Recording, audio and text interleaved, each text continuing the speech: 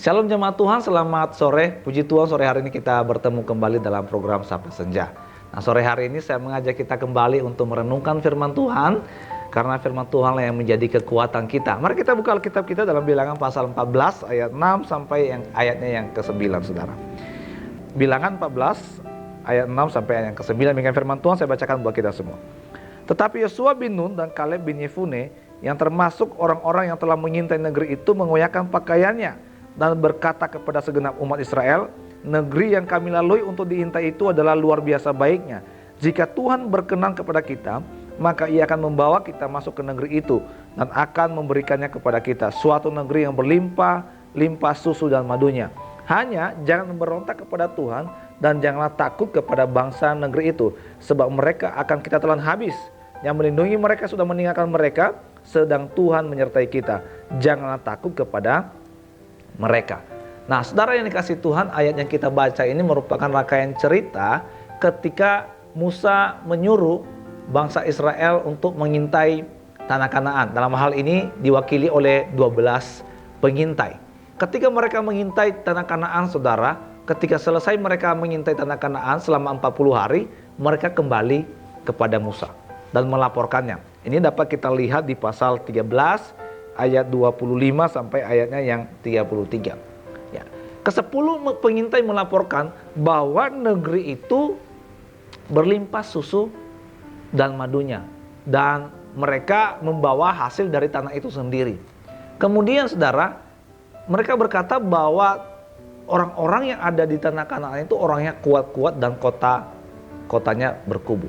Tetapi yang berbahaya adalah ketika mereka menyampaikan kabar busuk. Ini terlihat di pasal 13 ayat 32. Mereka mengatakan bahwa orang-orang di tanah Kanaan itu memakan penduduknya. Bahkan mereka menganggap ketika mereka membandingkan diri mereka dengan orang tanah Kanaan, mereka melihat diri mereka seperti belalang, dan orang Kanaan itu seperti raksasa, saudara.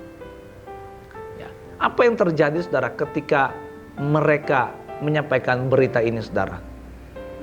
Alkitab mencatat di pasal 14 ayat 1 sampai 4. Yang pertama, bangsa Israel itu menangis, saudara. Bangsa Israel itu, yang kedua, bersungut-sungut. Yang ketiga, bangsa Israel itu ingin kembali ke Mesir. Dan yang keempat, bangsa Israel itu, saudara, ingin mengganti pemimpin mereka. Di ayat yang keempat pasal 14. Nah, ini menunjukkan apa, saudara? Bahwa kabar busuk atau kabar bohong yang disampaikan oleh ke-10 pengintai ini membuat bangsa Israel berdosa kepada Tuhan. Nah, ini juga pelajaran bagi kita, saudara. Kabar busuk atau kabar hoax, saudara, yang kita sebarkan itu membuat orang lain ketakutan, saudara. Membuat orang lain kehilangan damai sejahtera. Membuat orang lain tidak sukacita. Bahkan mungkin salah mengambil keputusan. Oleh karena itu, hati-hatilah kita menyampaikan kabar yang saat ini sedang beredar demikian masifnya di tengah-tengah kita, saudara. Kabar-kabar yang belum tentu kebenarannya. Oleh karena itu, sebelum kita men-share sesuatu kepada orang, ada baiknya kita meng-cross check terlebih dahulu apakah kabar itu benar atau tidak. Ya, jangan sampai kabar yang kita sampaikan ini mengakibatkan orang lain berdosa, saudara. Nah, ini yang dilakukan oleh ke-10 pengintai ini.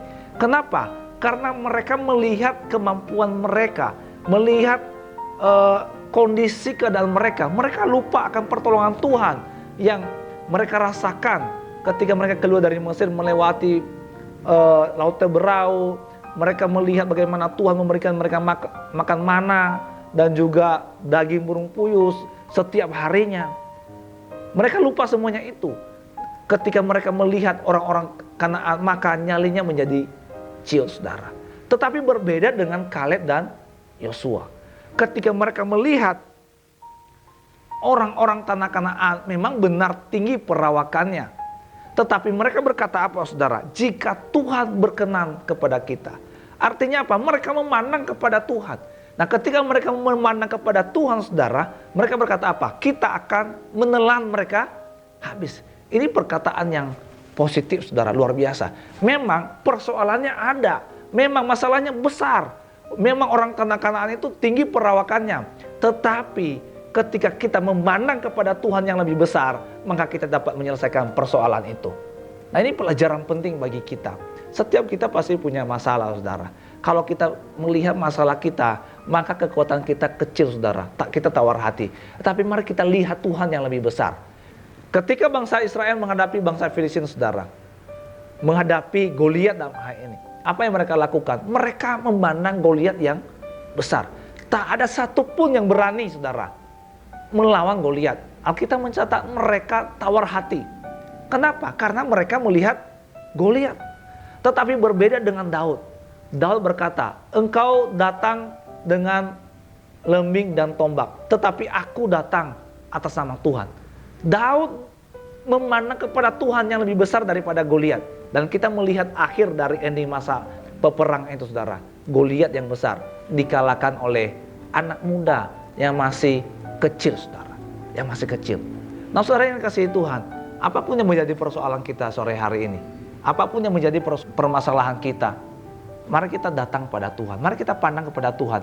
Karena Tuhan jauh lebih besar daripada persoalan kita. Karena Tuhan jauh lebih hebat daripada persoalan kita. Oleh karena itu persoalannya adalah, maukah kita memandang kepada Tuhan? Oleh karena itu mari pandang Tuhan sore hari ini. Datang pada Tuhan. Ya, datang pada Tuhan. Karena Tuhanlah yang dapat menolong kita, membebaskan kita dari segala persoalan kita. Oleh karena itu, pandang pada Tuhan. Amin. Berfirman Tuhan sore hari ini. Tuhan Yesus memberkati kita semua. Amin.